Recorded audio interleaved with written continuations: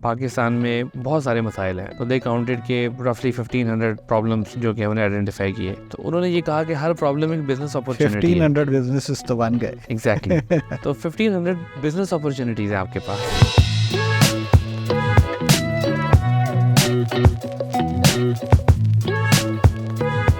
Hello everyone, my name is Ali. I'm the CEO of Alburak Technologies. We are presenting you this podcast from the platform of TechStarMagazine.com. Today we have a very good Techstar, Umair Zaman, CEO of eSpark, CEO of CycleWala. हम उनसे पूछेंगे कि उनकी journey कैसी रही और through out उनका business उन्होंने कैसे रन किया। उमैर भाई, over to you, please tell us about yourselves. अस्सलाम वालेकुम, thank you very much for inviting me here.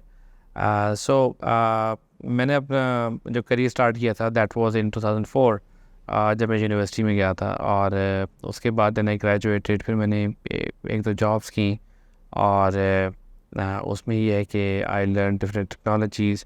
और तो उसके बाद ये है कि जब जॉब्स करने के बाद देन आई रियलाइज़ कि नहीं, I need to start my own business. तो then back in 2015 I started my own company with the name eSparks। So initially I was a freelancer, और उसके बाद ये था कि after working for around 8 months I raise my own team. So that was a brief introduction, and उसके अंदर ये है कि उसके बाद then it went on and on, और now here we stand in 2023। Tell us about CycleWala as well. Cycle वाले जो है वो स्टार्ट हुआ था 2020 में ड्यूरिंग पेंडेमिक टाइम्स। और द मोटिवेशन वाज के लोगों को साइकिल रिपेयर सर्विसेज की बड़े इश्यूज आते थे।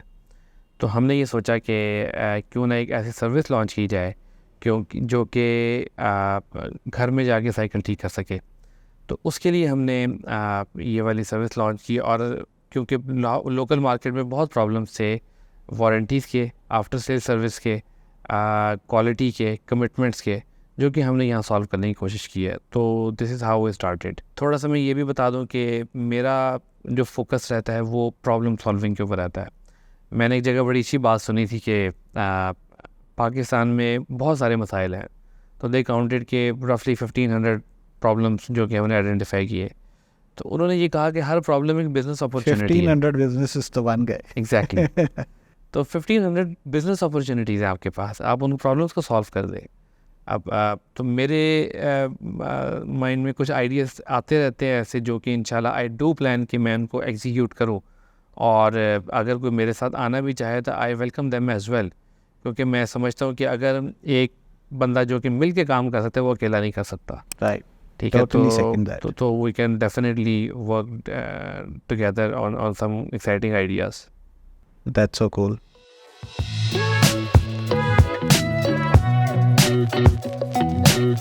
What was the, you can say, ये eSpark का क्या मतलब है? Electric spark? ये कोई बहुत ज़्यादा नहीं, मैं सोचा बस एक आप कह लें कि मेरे दिमाग में एक नाम था, और क्योंकि उस वक़्त ये ज़रूरत थी कि हमने एक कंपनी रजिस्टर करवानी है विद एनी नेम, क्योंकि मेरा शुरू से फोकस ये था कि मैंने अनरजिस्टर्ड कंपनी और ऐसी कंपनी जो कि गवर्नमेंट के रिकॉर्ड में ना हो मैंने नहीं बनानी। तो जब मैंने लॉयर से बात की, उन्होंने कहा जी आपको बैंक अकाउंट खुलवाने के लिए आपको ये काम करना पड़ेगा बेसिक जो है। तो ये this was the name in my mind. मैंने कहा क्योंकि मेरा ये मानना है कि नाम E stands for इलेक्ट्रॉनिक, और मतलब इलेक्ट्रिक ज़्यादा बेहतर रहेगा यार। इलेक्ट्रॉनिक कोई बहुत इसका स्पेसिफिक इसके पीछे कोई आइडिया नहीं था, राइट, वेरी ऑनेस्ट। ठीक है, राइट। मेरा ये मानना है कि नाम जो है ना वो बाद में बनते हैं। बाद में बनते हैं। ठीक है, तो नाम ये तो पहचान saying बाद हो में सकती बनती है। है। हाँ, Saying by उमैर ज़मान। जी बिल्कुल ऐसी है। तो नाम जो है वो हाँ, तो ये कि आपने जितने नोन नेम्स देखे उनका कोई मतलब नहीं है एक्चुअली। ठीक है, तो लेकिन अगेन वो जब मशहूर होते हैं तो वो एक नाम बन जाते हैं। ऐसे ही है, ऐसे ही है। That's so good. ऐसे ही है। Okay.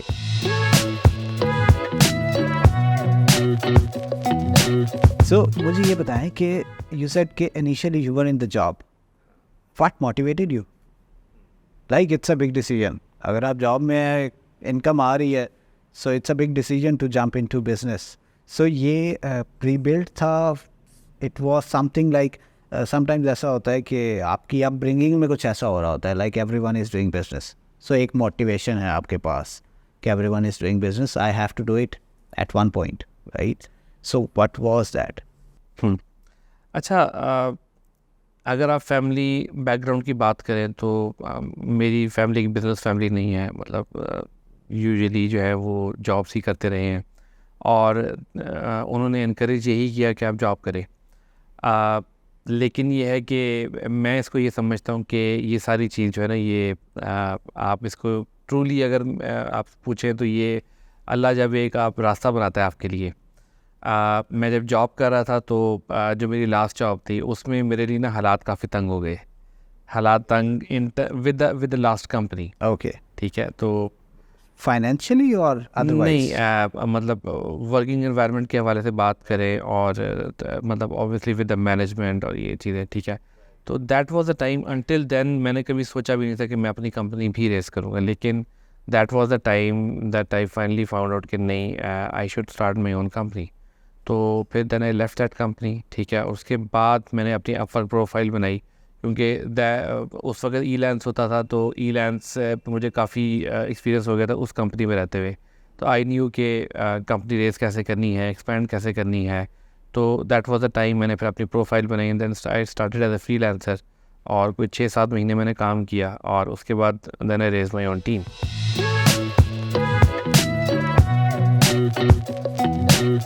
Right. अभी आपकी टीम में कितने लोग हैं? अभी अल्हम्दुलिल्लाह मेरे पास 22 है 22. जी। Right. And in the cycle वाला?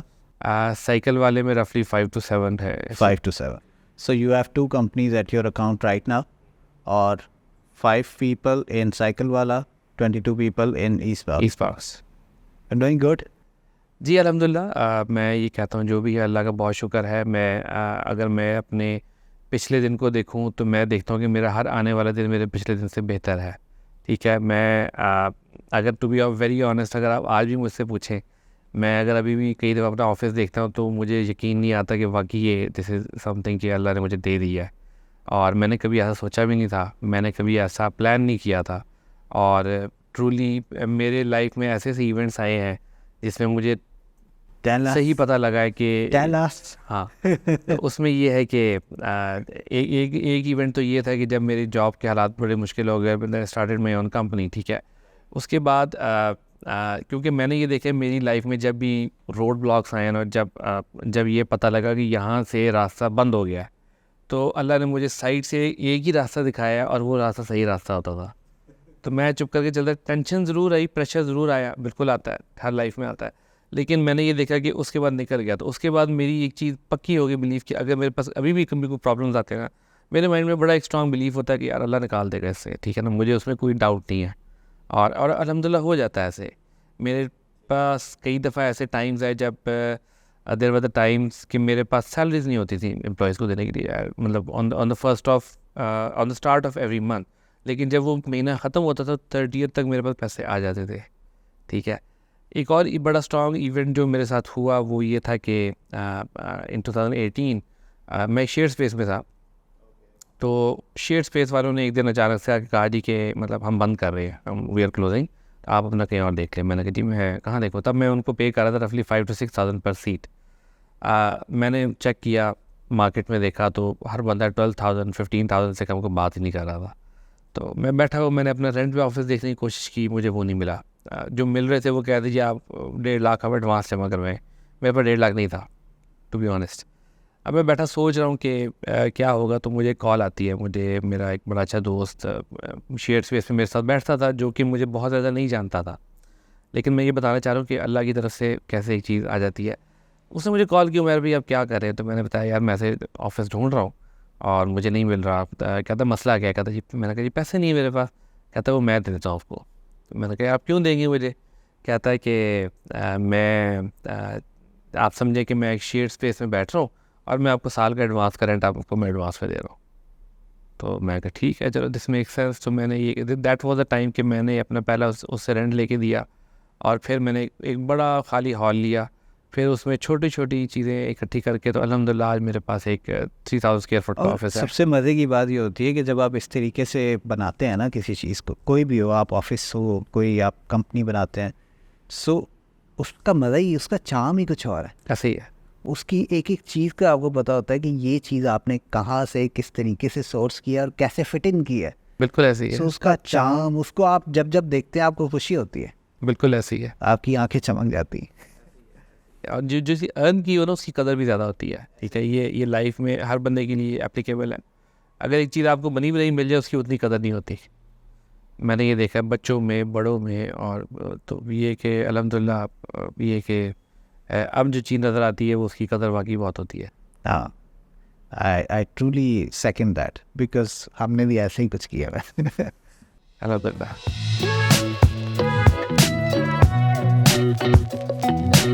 मुझे ये बताएं, इस वक्त अगर हम करंट सिनेरियो की बात करें या टेक सेक्टर की बात करें पाकिस्तान के अंदर, सबसे बड़ा challenge I believe is team building.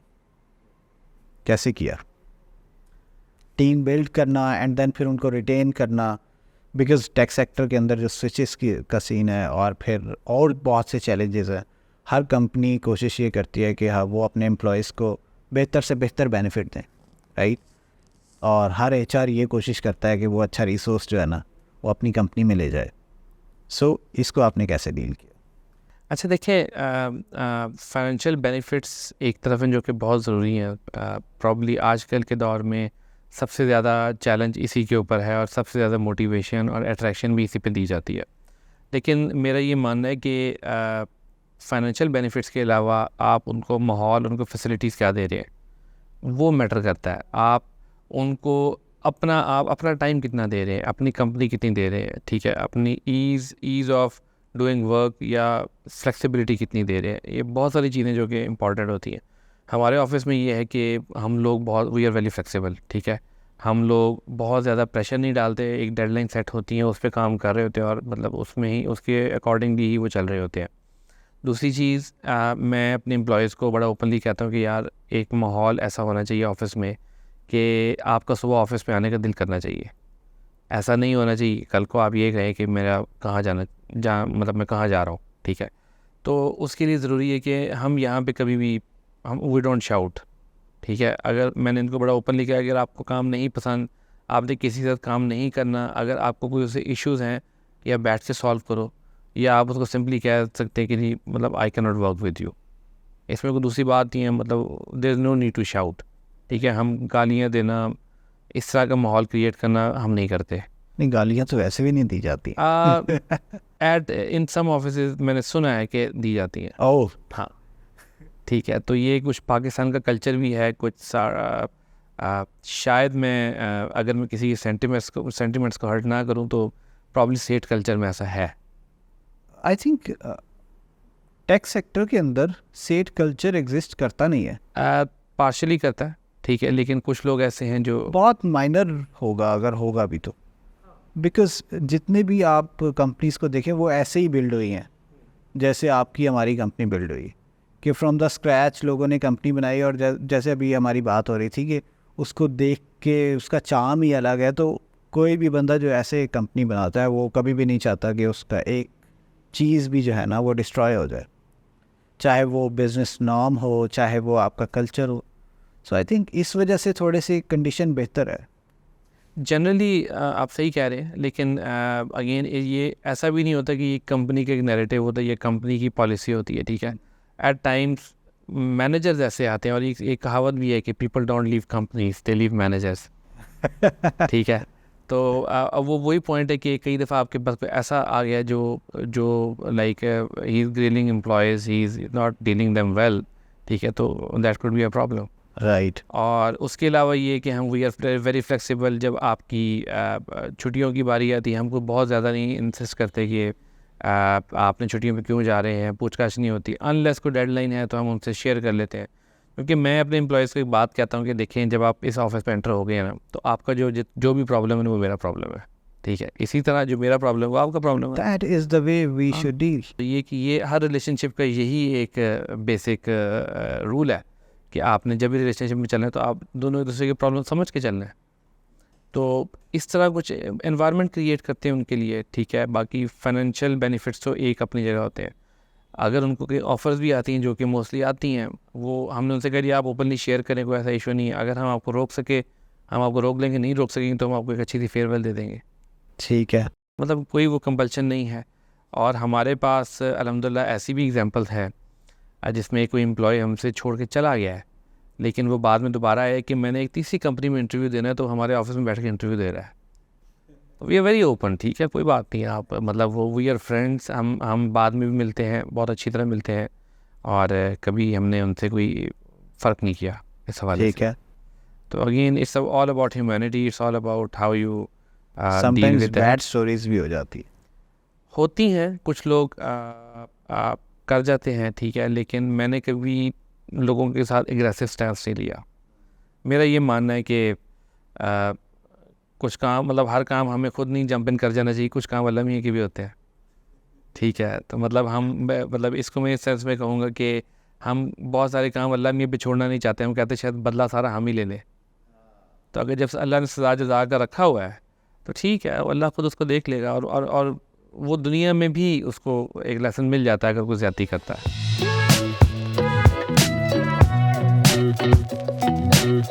So you are saying कि आपका way of leading is entirely different, जहाँ पे आप बहुत सॉफ्टली चीज़ों को मैनेज कर रहे हैं, हार्ड स्टांस बिल्कुल नहीं लेते। बहुत कम, बहुत लेने कम। पड़ जाते हैं, because on a leading position आपको लेने पड़ जाते हैं हार्ड स्टांस। लेट्स से कि अगर कोई ठीक से काम नहीं कर रहा, आपने कोई न्यू हायरिंग किया, वो ठीक से काम नहीं कर रहा, आपको फायर करना पड़ेगा, दैट्स अ हार्ड स्टांस। नहीं, वो तो करते हैं, वो तो होता है, ठीक है। देखिए उसमें अगेन लेकिन उसमें पॉइंट ये है कि हम कोई ऐसा नहीं उनके साथ जाती इस तरह नहीं करते। हम उनसे कहते हैं कि आप सिंपली डिज़ाइन कर दें, ठीक है, और हम आपको हेल्प कर सकते हैं जॉब ढूंढने में, तो आप वो बताएं। हमारे तरफ से एक ट्रांसपेरेंसी मेंटेन की जाती है कि हम उसको बताते हैं कि व्हाट आर द रीजंस जिसकी वजह से हम साथ नहीं चल पा रहे। अच्छा, फायर करना, ये मैं इसको और इस तरह नहीं समझता कि देखिए अगर दो लोग नहीं चल सकते तो दोनों का एक हक है कि वो एक दूसरे को अलहदा हो सकते हैं, ठीक है। अगर उसको कंपनी नहीं पसंद आई तो ही कैन टेल अस कि यार ठीक है, I don't like this company और मेरे पास आई हैव मोर मतलब बेटर ऑप्शंस। लेकिन हमने किसी को इस वजह से फायर नहीं किया कि हमें कोई एक अच्छी ऑप्शन मिल गई और अब हम उसे कह रहे हैं अब तुम जाओ, या तुम्हारी सैलरी बढ़ गई है, तुम्हारी सैलरी बहुत ज़्यादा हो गई है और राइट, तुम चले जाओ, मतलब this is unethical I guess, that is unethical, ठीक है। I second that. लेकिन परफॉर्मेंस रीजंस, डिसिप्लिनरी इश्यूज, उनकी बेसिस पे हमने ज़रूर फायर किया, तो मतलब we have to take that. लेकिन अगेन हम कोई उन पे प्रेशराइज नहीं करते उस तरह। ठीक है, फ्यूचर गोल्स? फ्यूचर गोल्स मैं ज़्यादा जो मेरा फोकस है apart from financial goals, apart from team building, मेरा फोकस ये है कि एक वेलफेयर कंपनी बनाई जाए जहाँ पे लोग अब फ़ायदा उठा सकें उस चीज़ यू से। Have that mindset, I know you, you have that. हाँ, तो ये है कि मैं चाहता हूँ कि कोई ऐसी कंपनी हो जहाँ पे लोग उसको अपनी चीज़ समझें और उनके जो प्रॉब्लम्स हैं वो अपने प्रॉब्लम इस कंपनी के थ्रू हल कर सकें। उसके लिए ठीक है फाइनेंशियल गोल्स अपनी जगह, और लेकिन मैं चाहता हूँ कि वो ये फील करें कि दैट्स देयर ओन बिजनेस। तो मैं अपने एम्प्लॉयज़ का बड़ा ओपनली कहता हूँ कि I don't love my seat, मैं चाहता हूँ आप में से कोई आए और इस सीट पे आके बैठे। That's the same thing. और इसमें मैं लीड्स को कहता हूँ कि जब तक अपनी सीट छोड़ोगे नहीं, ऊपर वाली सीट पे जाके बैठोगे। ऐसे ही है। अपनी सीट छोड़ोगे, किसी और को दोगे, तो ऊपर वाली सीट पे जाके Exactly. So I say that, exactly. So it's the same thing in another view, right?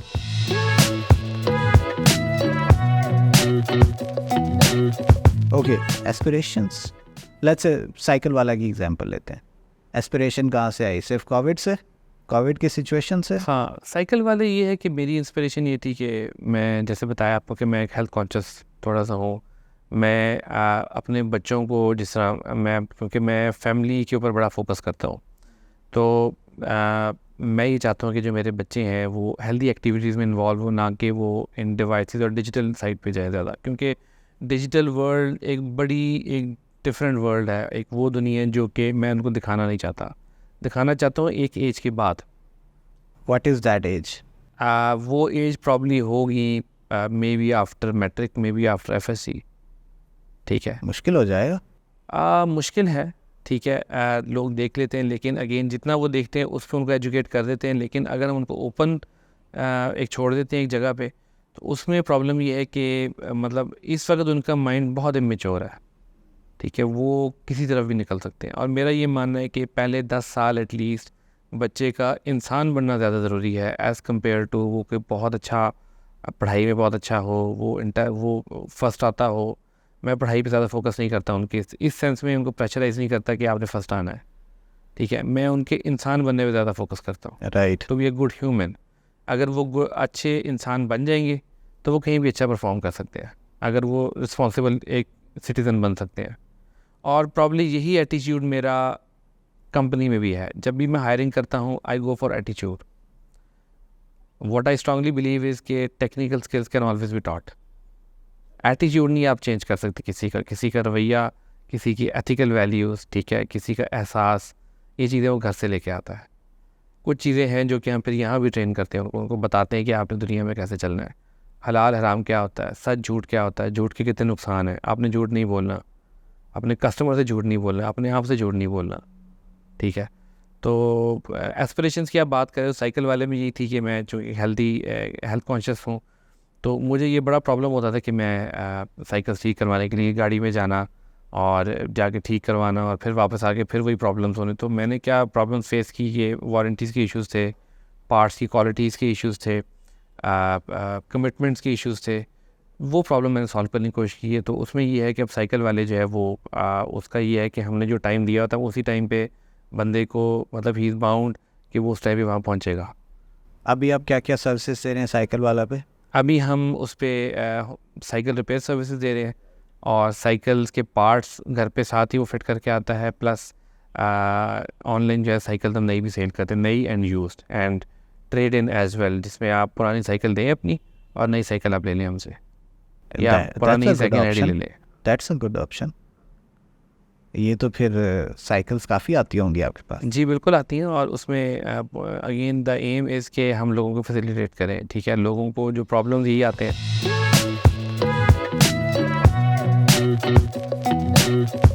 और वारंटीज़ के बड़े इश्यूज़ हैं। अब हम लोग 1 वीक की वारंटी देते हैं, जिसमें हम कहते हैं कि अगर कोई भी प्रॉब्लम है, इवन पार्ट्स की रिप्लेसमेंट, पार्ट्स अगर आपका फॉल्टी है तो हम उसको रिप्लेस कर देंगे फ्री ऑफ कॉस्ट। सो अगर आप ये कह रहे हैं कि आप वारंटी देते हैं 1 वीक की, सो लेट्स से पार्ट एक फॉल्टी पार्ट जो है वो आपने डाल दिया और कस्टमर ने क्लेम कर दिया, सो हमारे यहाँ तो मैन्युफैक्चरर्स इस लेवल के एथिकल वैल्यूज़ नहीं रखते कि वो पार्ट वापस लेंगे। सो आप इसको कैसे हम डील अपने करते हैं? पॉकेट से करते हैं उसको चेंज। ओके, आप तो हर बिजनेस को वेलफेयर वाली साइड में ले गए। देखिए पॉइंट ये कि अगर आप वेलफेयर, ये थोड़ा सा अंडरस्टैंड करने की ज़रूरत है कि अगर आप वेलफेयर साइड पे और लोग और कम्युनिटी हेल्प और इस चीज़ में जाएंगे ना, बिज़नेस ऑटोमेटिकली आ जाता है आपके पास, ठीक है। ठीक है। अल्टीमेटली आपको क्या चाहिए होता है, अब again that's part of a belief कि बरकत क्या होती है, ठीक है। जुनैद जमशेद ने एक बड़ी सी एग्जांपल दी थी, मुझे याद आ रही है बरकत की एग्जांपल, कि अगर आपकी 100 रुपये की ज़रूरत है तो बरकत का एलिमेंट ये कि आपकी जो अर्निंग होगी वो 130 रुपये अगर अर्निंग है तो 100 रुपये की आपकी ज़रूरत होगी। लेकिन अगर आपकी कमाई में बरकत नहीं है तो आपकी अर्निंग जो है वो 130 होगी, लेकिन आपकी ज़रूरत 170 होगी, ज़रूरतें बढ़ जाती हैं आपकी। तो इन शॉर्ट आपको गुजारा नहीं हो रहा होता। तो मेरा ये मानना है कि अगर आपकी बरकत वाली रोज़ी है तो आपके पास जो भी आप कमा रहे हैं तो दैट्स एनफ। चैलेंजेस क्या हैं पाकिस्तानी मार्केट को लेके साइकिल वाला में? क्योंकि आपकी दोनों कंपनीज़ के अंदर ऑडियंस डिफरेंट है, मार्केट डिफरेंट है, राइट? पाकिस्तानी मार्केट के डायनामिक्स ही और पाकिस्तानी मार्केट के अंदर वेंडर्स की सिचुएशन ही और, सो उसके अंदर चैलेंजेस क्या आते हैं आपको?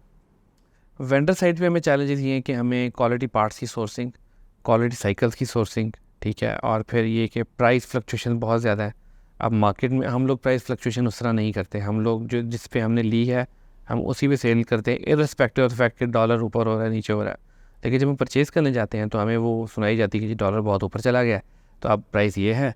आज डॉलर 1 रुपये नीचे आया तो प्राइस वही है, लेकिन अगर डॉलर 50 पैसे ऊपर गया तो प्राइस 10 टाइम बढ़ा दी है, ठीक है। तो ये प्रॉब्लम्स आते हैं on the vendor side. On the customer side awareness के इश्यूज़ हैं, क्योंकि लोग they are not very use to go for online shopping. और फिर उसमें यहाँ पे पाकिस्तान में एक थॉट एक बनी हुई है जनरली कि ऑनलाइन चीज़ें महंगी होती हैं, जो कि होती भी है। होती हैं। मैंने ये चीज़ देखी है पाकिस्तान के अंदर, क्योंकि मैंने अपना फैमिली बिजनेस जो है उसको डिजिटाइज़ किया, ट्रांसपोर्ट का, राइट। उसके बाद फिर कुछ और भी वेंचर्स मैंने इस तरह के जो है ना लोकल इंडस्ट्री के अंदर किए। सो हमारा पर्सपेक्टिव ये बना हुआ है कि ऑनलाइन चीज़ सेल करनी है ना तो 2 टाइम्स कर दो, इस कस्टमर के पास तो पैसा ही बहुत है। हम ये रियलाइज़ नहीं करते कि भाई इस मार्केट को अगर बनाना है तो इस मार्केट को बनाने के लिए आपको एक्चुअल प्राइसिंग पे ही चीज़ें सेल करनी है। ठीक है, अगर आपका इन केस अगर आपका एक्सपेंस आ रहा है एक्स्ट्रा, जो कि मोस्ट ऑफ द टाइम्स नहीं आ रहा होता, राइट, तो इन केस आ रहा है तो आप चलो कुछ ना कुछ ऐड ऑन कर लो, लेकिन 2 टाइम्स 1.5x वो समझ में नहीं आता, कस्टमर बाहर से जाके ले लेगा। सो फिर पॉइंट ही नहीं रह जाता डिजिटाइज करने का। देखिए पाकिस्तान में ज़रा डायनामिक्स जो ऑनलाइन, क्योंकि ऑनलाइन सेलर अभी इमेच्योर है, बाहर ये होता है कि आपकी चीज़ें नॉर्मल रिटेल से भी सस्ती होती हैं। उसकी रीज़न ये है कि इसकी जो ऑपरेशनल कॉस्ट बहुत थोड़ी नहीं है, ओवरहेड्स नहीं है, आपने कोई फिजिकल शॉप नहीं ली हुई, आप you are just paying a small monthly fee of the server, और इस तरह के छोटे छोटे एक्सपेंसेस होते हैं। ठीक है, तो आप यू कैन, मतलब अगर मैं लाहौर की बात करूँ, you can easily get a warehouse maybe in Garhi Shah, may be in सदर लाहौर। ठीक है, एक सस्ता सा वेयर हाउस लेकर वहाँ से आप ऑर्डर डिस्पैच कर रहे हैं। तो आई डोंट थिंक कि पाकिस्तान में ऑनलाइन चीज़ें महंगी होनी चाहिए अभी। सो इमेच्योरिटी जो सेलर्स की है उसकी वजह से चीज़ें महंगी, उसकी वजह से भी है। और एक और चीज़ ये है कि बायर्स के पर्सपेक्टिव से एक तो वो ऑनलाइन चीज़ें लेने से थोड़ा सा कतराते हैं। फिर एक प्रॉब्लम ये भी है जो कि सेलर्स ने ही प्रॉब्लम उनका माइंडसेट बनाया है कि ऑनलाइन चीज़ अच्छी नहीं होती, तो उनको कन्विंस करना पड़ रहा है। प्लस ये कि साइकिल एक ऐसी डोमेन है जिसमें लोग, मतलब this is a very unique idea, जो लोग कहते हैं कि ऐसी भी कोई सर्विस होती है जो कि वाकई घर आके साइकिल ठीक कर देते हैं। तो उनको एक अवेयरनेस दी जा रही है कि ये एक प्रॉपर एक ब्रांड है, इसको मैं ब्रांड के तौर पे लेके चल रहा हूँ। वेंडर साइड के इश्यूज कैसे रिजॉल्व होंगे? वेंडर साइड के इश्यूज इंस्टेंटली तो रिजॉल्व नहीं होंगे, ठीक है, लेकिन अगर किसी वेंडर को ये समझ आ गई कि ये भी एक तरीका है बिज़नेस करने का, और वो तब समझ आएगी प्रॉब्ली, जो कि इंशाल्लाह व्हाट आई बिलीव इज़ के साइकिल वाले अगर सक्सेसफुल होता है और वेंडर्स को नज़र आता है कि इस तरीके से बिज़नेस किया जा सकता है, तो हो सकता है वो इस चीज़ को कॉपी करना स्टार्ट कर दे। डोंट यू थिंक कि कुछ ना कुछ वेंडर्स अभी भी होंगे जो अच्छा बिजनेस कर रहे हैं? सो बिल्कुल यू जस्ट होंगे, नीड टू हंट देम। बिल्कुल होंगे और बिल्कुल है, और I am still searching for those vendors. काफ़ी लंबी सर्च हो गई है। नहीं, अभी कर रहे हैं, देखिए सर्च कभी ख़त्म नहीं होती। लाइक अब मेरा अभी भी इस वीक में चला प्लान है, I will visit the market, और मैं देखूंगा जाके कि होलसेल वेंडर्स कौन से अच्छे हैं, उनसे मिलूंगा, उनकी चीज़ें सेलेक्ट करके खुद लाऊंगा, क्योंकि मैं कस्टमर को अच्छी चीज़ देना चाहता हूँ, और मैं वो चीज़ देना चाहता हूँ जो कस्टमर डिमांड करता है, ना कि वो चीज़ जो कि मेरे पास इन्वेंट्री में पड़ी हुई है।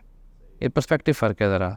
तो मैं कस्टमर की तरफ से आता हूँ, मैं अपने आप को कस्टमर के बूट्स में रखता हूँ, मैं देखता हूँ अगर मैं कस्टमर हूँ मैं इस चीज़ को कैसे देखूँगा। तो this is how I solve the problems. ठीक है, वेंडर्स को आप कंप्लेंट्स वगैरह सेंड करते हैं? बहुत कम, बहुत कम, क्योंकि वो complaints they are not very receptive in terms of complaints. तो उसमें ये कि जनरली हम खुद ही कोई रिजॉल्व फनी कर सा रहे बहाना लगाया हो किसी ने? होते। फ़नी तो एज अ होल ही इनके लिए तो शायद एक बिज़नेस भी एक मजाक ही है। ठीक है, तो ये है कि जी डॉलर महंगा हो गया, और जी आज के हालात बड़े तंग चल रहे हैं। मुझे कल कोई बता रहा था कि वेंडर्स पेमेंट्स नहीं करते, हमारे से तो ऐसा नहीं हुआ, लेकिन वेंडर्स पेमेंट या कस्टमर्स पेमेंट नहीं कर रहे जी, क्या हुआ जी, बारिश बहुत हो गई है। तो वो कहता है यार बारिश तो आज हुई है, तो पिछले 1 महीने से आप काम कर रहे हो, उस वक्त तो बारिश नहीं थी, पैसे मैं तब क्यों मांग रहा हूँ। तो पाकिस्तान में कुछ ऐसे बहाने होते हैं, हमारे साथ अल्हम्दुलिल्लाह ऐसा नहीं हुआ वैसे।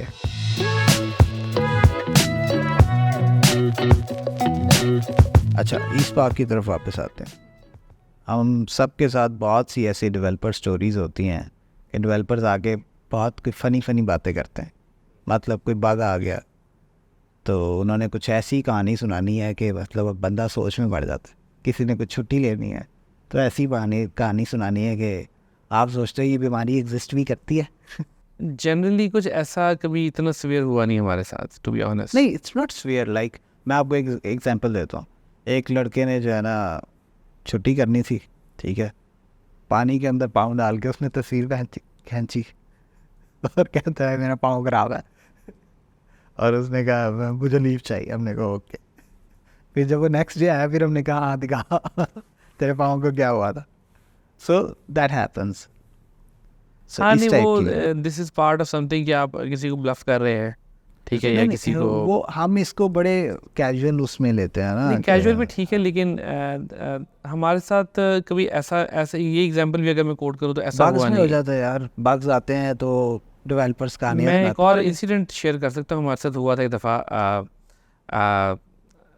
हमारी मेरा क्लाइंट ने एक दिन मुझे रिपोर्ट किया, बड़ा पुराना क्लाइंट था, तो उसने कहा कि मेरी वेबसाइट नहीं चल रही। मैंने जब जाके देखा तो उसकी साइट बिल्कुल टोटली ब्लैंक था। मैंने कहा ये अचानक से क्या, वो सर्वर उड़ गया, देखूँ क्या होता है। जब मैंने पीछे जाके देखा तो उसका वेबसाइट, उसका कोड ही नहीं पड़ा हुआ था उसकी फाइल सिस्टम में। तो मतलब आई वॉज शॉप के कोड गया कहाँ। मैंने अपने डेवलपर से पूछा, कहती हम मुझे नहीं पता क्या हुआ, मतलब nobody had any idea. खैर मैं खुद अब देखता रहा, अपना फाइल स्ट्रक्चर देखता रहा, तो मुझे पता लगा वो सारा कोड एक और फोल्डर में पड़ा हुआ था। अब वो हुआ ये था कि हमारे डेवलपर से थोड़ी सी गलती हुई, उसने उसको भी नहीं पता लगा, उसने ड्रैग कि एंड ड्रैग ड्रॉप, ड्रॉप करके ना ड्रैग एक और ड्रॉप। जगह डाल दिया। ठीक है, हमारे साथ क्या हुआ एक बार कि वेबसाइट 2 दिन हो गए, ठीक है, वेबसाइट के ऊपर कुछ अपडेट ही नहीं हो रहा। डेवलपर अपडेट कर रहा है, कोड अपडेट कर रहा है, अपलोड कर रहा है सर्वर के ऊपर, कुछ अपडेट नहीं हो रहा। 2 दिन के बाद जब मैं थक गया ना, मैंने कहा लाओ मेरे पास लेके आओ। तो मेरे पास लेके आया, मैंने सर्वर चेक किया, सर्वर ही इंटायरली डिफरेंट था। वो फाइल्स कहीं और अपलोड कर रहा था, एक्सेस कहीं और से कर रहा ये था। और कर रहा था। So after 2 days you can imagine कि भाई क्या कर रहे थे तुम 2 दिन से। बिल्कुल ऐसे ही है। सो और ये मैं बहुत ज़्यादा एक और चीज़ ऐड करना चाहूँगा, क्योंकि वो जो कस्टमर की मैं आपको एग्जांपल दूँ कि सच के कितने फ़ायदे हैं। अब मैंने कस्टमर को बता दिया, कहता क्या हुआ था, मैंने कहा मेरे डेवलपर से ऐसे गलती हो गई। कहता ओके दैट्स फाइन, उसने कुछ भी नहीं कहा। मतलब ही वॉज मतलब ही work with us for I guess for 4 years। तो ये है कि कभी भी कस्टमर से आप सच बोलें, जितना मर्जी कड़वाओ, कम्युनिकेशन आपकी बड़ी ट्रांसपेरेंट होना चाहिए, especially in the case of US customer. They are very direct people, or if they like you, they will say on your face, I like you. If they don't like you, they will say on your face, I don't like you. So with the US customer, communication आपकी इतनी transparent होनी चाहिए कि वो आपके ऊपर fully trust करे। और मैं हमेशा कहता हूँ कि most of the time, like 95+% right, US का कस्टमर होगा ना, आपकी पेमेंट नहीं मारेगा अगर आप उसको अच्छा काम डिलीवर कर रहे हैं। वो आपको पे कर देगा। वो ये नहीं करेगा कि आपकी पेमेंट होल्ड पे रख दे, वो आपकी पेमेंट डिले करे, डिलेइंग टैक्टिक्स नहीं होंगे उसके। वो आपको पे कर देगा अगर वो आपके काम से सेटिस्फाइड है। और अगर वो आपके काम से सेटिस्फाइड नहीं है, सो आई बिलीव कि आपकी पेमेंट बनती नहीं है। फिर आपको ये नहीं कहना चाहिए मुझे पे कर दो, अगर वो आपके काम से ही सेटिस्फाइड नहीं है। सो काम इज़ लाइक आपको सबसे ज़्यादा फोकस डालना है अपने काम के ऊपर। अगर आप अपने काम के ऊपर फोकस नहीं डाल रहे हैं और पेमेंट निकलवाने के ऊपर सारा फोकस है, तो आप कभी भी अच्छा नहीं आउटपुट दे सकते। ऐसे ही है, बिल्कुल ऐसे ही है।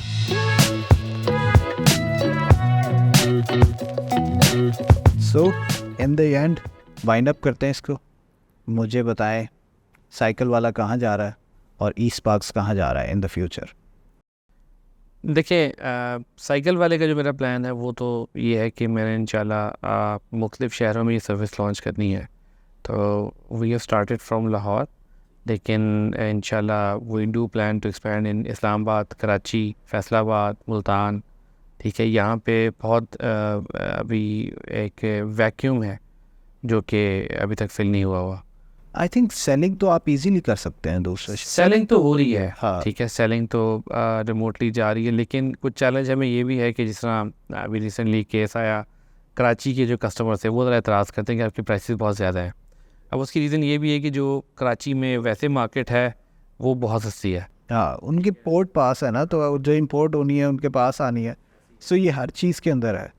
कराची के अंदर प्राइसेस ओवरऑल बहुत कम है बाकी सिटीज़ की निस्बत। ऐसी है, तो वो ये है कि वो चैलेंज है। अदरवाइज अदर देन दैट वैसे ये कि इंशाल्लाह, क्योंकि हमारे रिपेयर सर्विसेज भी हैं और मैं देखता हूँ जिस तरह पिंडी इस्लामाबाद मेरा फ्रीक्वेंटली चक्कर लगता है, तो वहाँ पे तो बहुत ज़्यादा गैप है।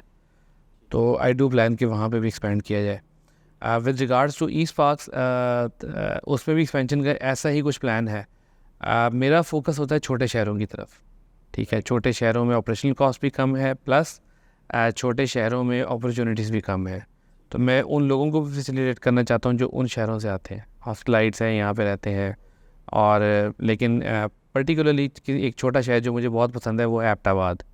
Oh, that's a ठीक है, beautiful तो city. हाँ, तो वो ये है कि मेरा आइडिया ये है कि क्योंकि जब मैं बात करता हूँ वेलफेयर कंपनी की, तो that is part of the plan कि वहाँ पे अगर एक ऑफिस बने और उसका फ़ायदा ये होगा कि वहाँ पे एक अच्छा मौसम है, किसी ने वेकेशंस पे भी जाना है या किसी ने महीना वहाँ गुजारना है। काम तो आपको जल्दी करना चाहिए, मुझे बहुत ज़रूरत पड़ेगी। हाँ, तो ये है कि आप रिमोटली वहाँ पे कर सकते हैं, वहाँ पे रहें, आपका गेस्ट हाउस हो वहीं पे और वहीं पे डेवलपर्स महीना रहें और अपना काम करें रिमोटली। इनफैक्ट एक गेस्ट हाउस ही बना लें, उसी के अंदर एक छोटी सी वर्क स्पेस बना लें।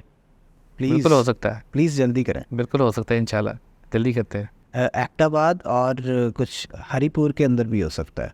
Haripur is also very good. Haripur ji बिल्कुल। हरीपुर बहुत खूबसूरत सिटी है। और अगर आप वो हज़ारा के साथ साथ चलें ना, तो जहाँ आपको अच्छा इंटरनेट मिल जाए, बिकॉज़ वो थ्रू आउट जो है ना अच्छी बेल्ट है, हज़ारा वाली और सवात मोटरवे वाली, ये थ्रू आउट एक अच्छी बेल्ट है। यहाँ पे जहाँ आपको अच्छी इंटरनेट सर्विस, बिकॉज़ वो हमारी प्राइमरी रिक्वायरमेंट है, अच्छी इंटरनेट सर्विस। एबटाबाद में ये है कि एबटाबाद में एक्सेस इजी हो जाती है अगर आप नॉर्थ साइड पे जाएं। फिर ये है कि एबटाबाद एक ज़रा इस्टेब्लिश्ड सिटी है, तो उसमें आपको इंफ्रास्ट्रक्चर के इश्यूज नॉर्मली नहीं होंगे। That is true, that is true. तो बाकी इस वजह से सिटीज़ के थोड़ा सा अंदर है। भी यस, बाकी अगेन हुंजा एक बहुत अच्छी जगह है। हुंजा में तो हुंजा अच्छी लिटरेसी रेट भी मैंने सुना है कि 100% है या 90% है। लिटरेसी रेट प्लस उनकी जो बिजनेस एथिक्स हैं वो बड़ी अच्छी है। बिजनेस एथिक्स और वो काम को काम समझते हैं, तो ये बहुत अच्छी चीज़ है वहाँ पे बिकॉज़ मैंने लास्ट ईयर मैंने 10 डेज़ का ट्रिप किया था हुंजा का, so I was working from there as well, so it was very good, it was a good scene और मज़ा आया। So that is all for today. Thank you so much Zaman भाई for coming, and I am sure कि हम future में भी कुछ ना कुछ इस तरह का करते रहेंगे। इंशाल्लाह। Keep updating us about cycle वाला, अबाउट ई स्पार्क्स, और जल्दी से अपना गेस्ट हाउस बनाए। We are waiting. Thank you so much. Thank you. अल्लाह हाफिज़। अल्लाह हाफिज़।